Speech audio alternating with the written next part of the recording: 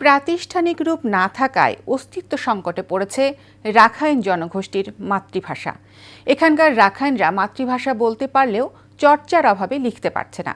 2015 সালে বরগুনার তালতলিতে রাখাইন মাতৃভাষা শিক্ষার একটি কর্মসূচি চালু হলেও তা 2 বছর পরই বন্ধ হয়ে যায়। ফলে বিলুপ্তির পথে প্রাচীন ও সমৃদ্ধ এই ভাষাটি। প্রশাসন বলছে রাখাইন ভাষা টিকিয়ে রাখার জন্য কাজ করবেন তারা।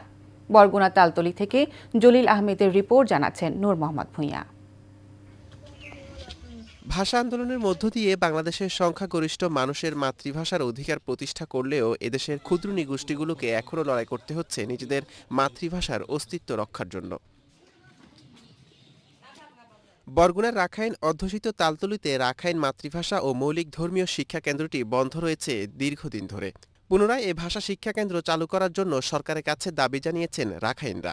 আমাদের প্রত্যেকটা পাড়া যদি রাখাইন মাতৃভাষা কেন্দ্র যদি করে দেয়, তাহলে আমাদের ভবিষ্যৎ রাখাইন মাতৃভাষা বিলুপ্ত হবে না। আবার আমাদের ছেলেমেয়েরাও নিজেদের ভাষা শিখতে পারবে, বলতে পারবে, লিখতে পারবে। তালতলি উপজেলার ভিতরে একটা রাখাইন মাতৃভাষা শেখানোর জন্য, ভাষা শেখা, লেখা, চর্চা করার জন্য যেন একটা শিক্ষা প্রতিষ্ঠান ব্যবস্থা করে দেওয়া হয়। আমরা সরকারের কাছে আবেদন করেছি ঠিকই, কিন্তু এখনো কোনো উপকার পাইনি। কিন্তু আবার আবেদন করছি যে ওনারা জানি আমাদের এই নতুন সরকার জানি আমাদের জন্য কোনো ভাষা শিক্ষার কেন্দ্র প্রদান করেন। স্থানীয়রা বলছেন রাখাইন মাতৃভাষাকে টিকিয়ে রাখতে হলে সরকারি উদ্যোগের কোনো বিকল্প নেই।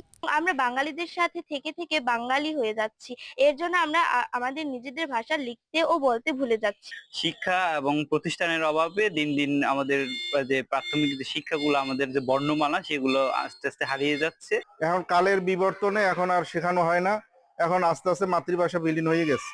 বন্ধ হওয়া ভাষা শিক্ষা কেন্দ্র পুনরায় চালু করার উদ্যোগ গ্রহণ করার কথা জানিয়েছেন উপজেলা প্রশাসন। কিভাবে খুব সহজ এখান থেকে উত্তরণ করা যায় সে বিষয়ে তাদের মতামত নিয়ে, তাদের কিরকম চাহিদা বা তার শিক্ষকগুলো তো আসলে তাদের ভাষাভাষী লোকজন হতে হবে, সেক্ষেত্রে তাদের কেমন শিক্ষিত জনগণ আছে বা এই জাতীয় ধরেন তাদের ভাষায় লিখন বা পঠনের জন্য তারা শিক্ষা দিতে হবে, তাদের সাথে বসে সেই জনবলটা নিয়ে আমরা কাজ করে আমরা ব্যবস্থা নিব। সামাজিক, অর্থনৈতিক, শিক্ষা, জনবল ও সংস্কৃতিতে দিন দিন পিছিয়ে পড়ছে রাখাইনরা। তাদের রাষ্ট্রীয়ভাবে উদ্যোগ গ্রহণ না করলে একসময় হারিয়ে যাবে তাদের মাতৃভাষা। তাই এখনই সরকারের পদক্ষেপ নেওয়ার অনুরোধ জানিয়েছেন সংশ্লিষ্ট রাখাইনরা। নূর মোহাম্মদ ভূঁইয়া, এশিয়ান টেলিভিশন।